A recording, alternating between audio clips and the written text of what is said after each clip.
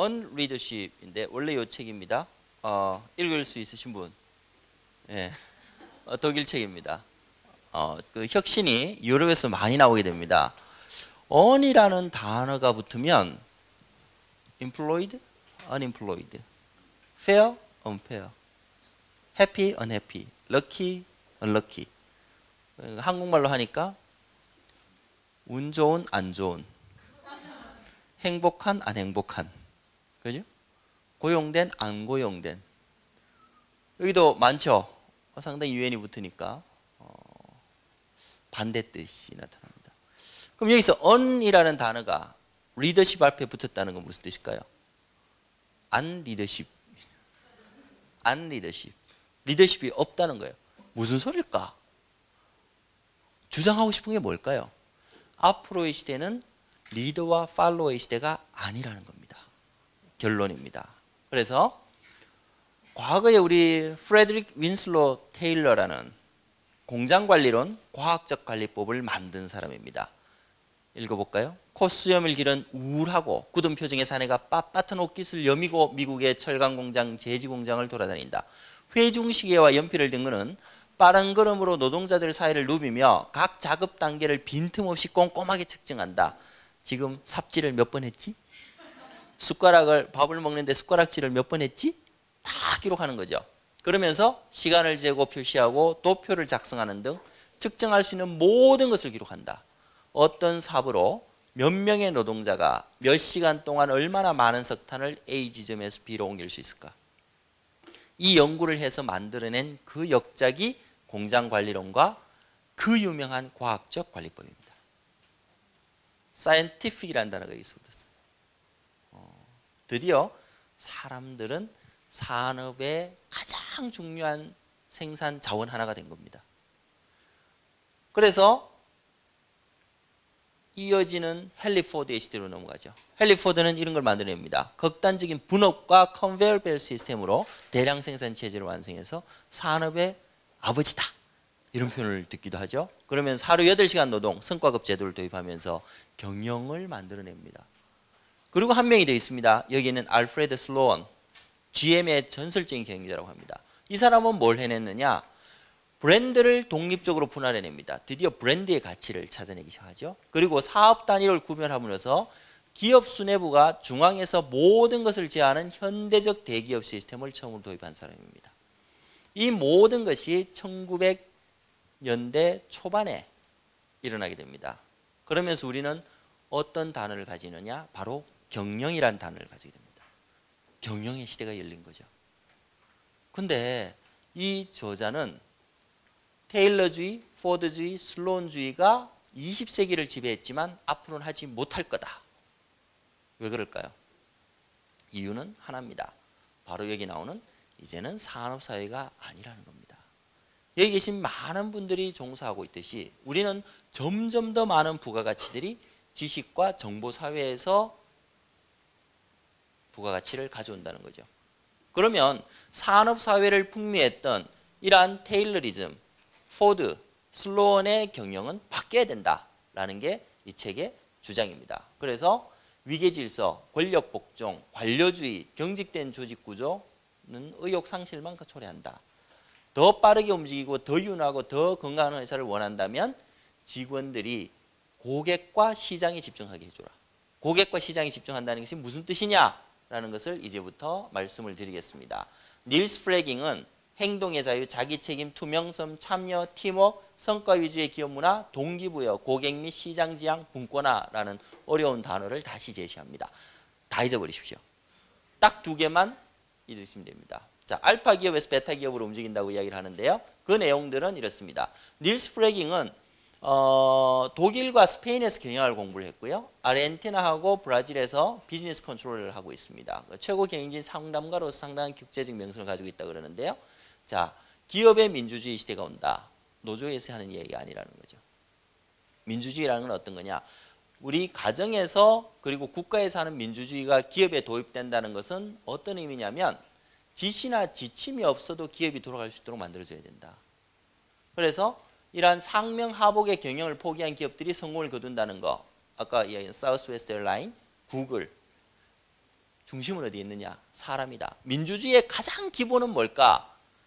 투표권을 제대로 행사할 수 있는 의식이 있는 유권자가 많은 데서 민주주의가 제대로 된다는 거죠. 그죠? 고무신 사주면 표 찍어주고 막걸리 사주면 표 찍어주고 이런 데서는 제대로 된 선거가 일어날 수가 없죠. 민주주의의 가장 기본은 사람이다. 역시 기업도 마찬가지로 할 거다. 무슨 이야기예요? 결론을 먼저 말씀드리면 직원들이 똑똑해야 회사가 제대로 된다. 그럼 어떻게 해서 직원을 똑똑하게 만들 것이냐? 기업에서 경영이 사라진 기업에서 모든 것의 시작은 사람으로 갈 건데 사람은 두 종류가 있다. 천성적으로 멍청하고 게으르며 일하기 싫어하고 책임을 회피하는 사람. 언제 머리를 잘 돌리느냐? 규칙을 어기고 집단의 비용으로 이익을 챙길 때 회식 같은 거 이런 것만 잘 챙길 때는 머리가 엄청 잘 돌아간다는 거예요. 반면에 천성적으로 의욕적이며 자신의 능력을 펼쳐 발전하는 무조건적인 의지를 가진 사람이 존재할 거다. 이거를 우리 경영학에서는 X이론과 Y이론이라고 이야기를 하는 거죠. 그런데 저자 닐스 프레깅은 원래부터 알파형 인간은 존재하지 않는다는 거예요. 정말 모든 사람들은 제대로 일하고 싶어 한다. 제대로 일을 하고 싶어 한다. 그럼 어떻게 해야 되느냐? 내가 최고다. 나만큼 일 잘하는 사람은 없다. 다른 사람은 아무것도 없다. 라고 경영자, 팀장이 생각하면 안 된다는 거예요. 정말 모든 사람들은 어떻게? Y. 내가 제대로 천성적으로 일을 하고 싶어하는 사람들이라고 가정을 해주고 그 가정 속에서 기업을 경영해 나가야 된다라는 주장입니다. 그러면 대안은 무엇이냐? Y형, 베타형 인재가 되는데 직원들은 오로지 고객 포커싱, 고객에게 집중하고 스스로 고객에게 자신을 맞추는 것이 이제 필요한 경영으로 갈 거다라고 봅니다. 그래서 분업의 문제점들이 이제 서서히 나타나는데 분업을 해결해주는 전권임, 임파워먼트의 해결 방법을 가져가는 것이 이제 직무 충실화, 자기의 일에서 자기가 의사결정을 제대로 할 수 있게, 직무 자체에서 자신의 만족성을 가져올 수 있게 하라. 두 번째는 직무 확대. 내가 말이야 건방지게 회사의 경영 이래저래를 하느냐 이게 아니고 내가 정말 일원으로서 같이 걱정하고 같이 고민하고 같이 발전시켜 나가야 되겠다. 이런 것도 이제 한번 생각을 해보고 또 중요한 거 직무순환. 서로가 서로를 볼 수 있는 건 어떤 거예요? 내가 다른 자리에서 지금의 내 자리를 살펴볼 수 있는 거. 이런 시스템들을 통해서 분업의 문제를 해결할 수 있다라고 봅니다. 그중에서 두 가지만 봅니다. 관료주의 기업이 되면 안 된다. 근데 관료주의라는 게 옛날에 뷰로크래시라는 게 베버가 만들 때는 굉장히 좋은 뜻이었거든요. 경영이 완벽하게 구현된 그 체제를 관료주의라고 해요. 뷰로크래틱이라고 합니다. 그러니까 행정조직이지. 근데 이게 세상이 바뀌었더니 굉장히 유연해지고 사회가 플렉시블해지고 변화가 일어나고 그리고 지금 현재 우리가 살고 있는 조직에서는 아주 딱딱한 산업사회가 아니고 이제는 정보직 사회가 더 중요해진 사회로 왔기 때문에 관료주의는 버려야 된다. 근데 관료주의 기업에 보면요. 대부분 하는 게 계획 수립에 20%를 하고요. 관리하는 데 다 경영을 하고 있기 때문에 그 시간을 쓰기 때문에 고객을 위한 시간은 모자란다는 겁니다. 그럼 어떻게 해야 될 것이냐? 그죠? 최고의 기업은 외부 고객을 위한 업무를 채워야 된다. 다시 이야기하면 내부의 일을 해결하기 위해서 시간을 쓰지 말고 이런 일들은 최소화시키고 밖에 고객을 바라보라. 고객 중심으로 가라. 그게 경영이라는 겁니다. 경영도 없어진다고 이야기하지만 실제는 이제는 내부의 관료주의 시간을 쓰고 있다면 무조건 그 일들은 다 없애내라. 이제는 고객을 중심으로 가라 라고 하나를 이야기를 합니다. 그래서 고객 지향 정신과 의미 접속. 나는 이렇게 의미 있는 일을 하고 있어. 내가 관료주의 회사에서 찌들어 있다면 나는 말이야 상사의 비위를 맞추기 위해서, 그죠? 너는 상사의 일정에 맞추기 위해서 일하고 있는 겁니다. 근데 내가 정말 의미를 가지고 있다 그러면 내가 하고 있는 일이 고객을 위해서 가치 창출하고 있는가? 라는 질문을 던져보면 되겠죠. 이 두 가지가 일맥상통하면서 고객 지향이라는 것이 기업의 전체 목표를 아우르는 공동의 지표가 될 때 이제 제대로 된 경영을 하고 있다라고 이야기를 하죠. 그래서 의미 없는 것들, 필요 없는 것들, 관료주의를 제거해 나가는 것이 다음 시대 경영이다라고 이야기를 합니다. 두 번째, 정해진 지침을 버려라. 그리고 상대적 목표를 가져라. 목표 설정하지 말라는 거예요. 이상하지 않습니까? 이게 사실 경영을 저는 전공을 했는데 경영을 전공한 사람으로서 이 책 서평 쓰기가 굉장히 껄끄러웠습니다. 경영하지 마. 목표 버려. 목표 버려. 목표 관리와 지침만을 강조하면 구식 경영이라는 거예요. 피터 드러커는 이렇게 이야기합니다. 20세기 후반에 MBO를 만들어내죠. 이것을 이행해라. 그렇지 않으면 너는 해고된다. 이것을 이행해라. 그러면 너는 저것을 얻을 것이다. 라고 하면서 목표에 의한 관리를 내세웠습니다. 그런데 이때의 단점은 뭐예요? 목표만 달성합니다. 목표만 달성하고 말더라는 거예요. 대신 상대적 목표라는 의미는 뭘까? 옆에 부서에서 어느 만큼 성과를 내고 있느냐에 따라서 비교를 하는 게 중요하지. 그죠? 자기의 절대적 목표를 아주 연초에 야가 빠지게 낮게 세워서 그걸 달성하는 것을 칭찬하지 말라는 겁니다. 오히려 그보다는 내가 정말 한 식구로서 열심히 일해서 더 많은 성과를 내도록 마음을 바꿔주라 라고 이야기하는 게 바로 여기입니다. 그래서 목표는 단순하게, 두 번째는 재밌습니다. 누구도 혼자서는 성과를 낼 수 없다는 것을 주지시켜라. 자기 목표만 달성하기 위해 가지고 남 신경 안 쓰는 사람들이 있다는 거죠. 그게 목표의 또 다른 폐해라는 겁니다. 어떻게 해야 된다? 공동으로, 팀으로, 공동으로 창출되는 것이 바로 가치다라는 것을 알고, 공동으로 창출된 가치에 대한 보상 역시 공동체에 보상을 해주라 라는 이야기를 하고 있습니다.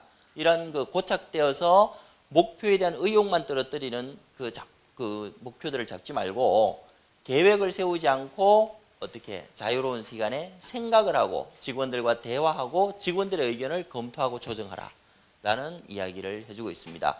그러면 어떻게 결정을 내릴 거냐? 시장을 늘 보라는 거예요. 시장을. 늘 시장을 바라보고 있으라. 평촌의 시장은 어떤가?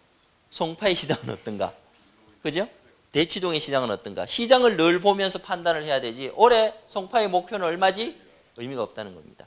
이해되시죠? 그래서 계획과 목표에서 벗어나서 정말로 집중하게 이 의미와 일에 집중하라. 고객과 가치에 집중하라 라고 이제 메시지를 보내고 있는 겁니다. 부서를 없애라는 것은 이제 셀 방식이니까 조금 넘어가고요. 그래서 결론적으로 목표도 없애라 그러죠. 조직도 없애라 그러죠. 계획도 없애라 그래. 그럼 뭘 할 거냐라고 봤을 때 그 대안으로 가장 중요하게 떠오르는 게 바로 이 내용입니다. 과거의 경영은 사라진다. 사라질 수밖에 없다. 산업사회의 경영기법이었기 때문이다. 미래의 경영은 어떨까? 참여, 사람, 의미의 경영.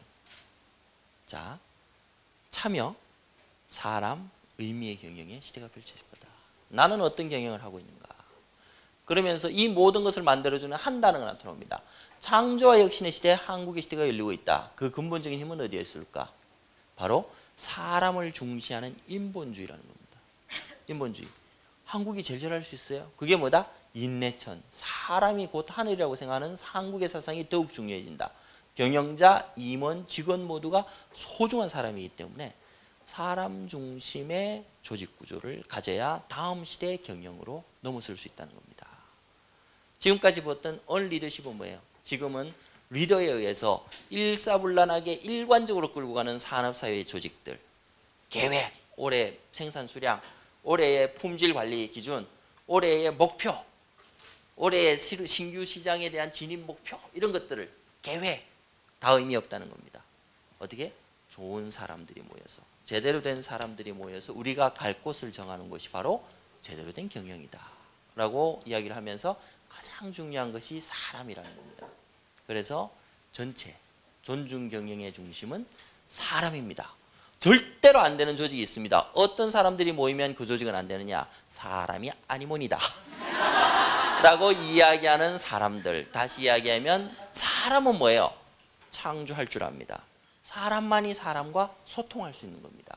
그게 사람의 본질인데 그 본질을 잃어버리고 계획과 목표에 집중하지 말라라는 게 바로 언리더십의 의미입니다. 여기 계시는 경영자분들, 팀장분들 다시 생각하셔야 되는 거는 내가 다 끌고 가야지 라는 책임의식보다 항상 열린 마음으로 사람을 챙기신다면 다음 시대의 경영들이 열린다 라는 닐스 프레깅의 언리더십을 간단하게 말씀드렸습니다. 감사합니다.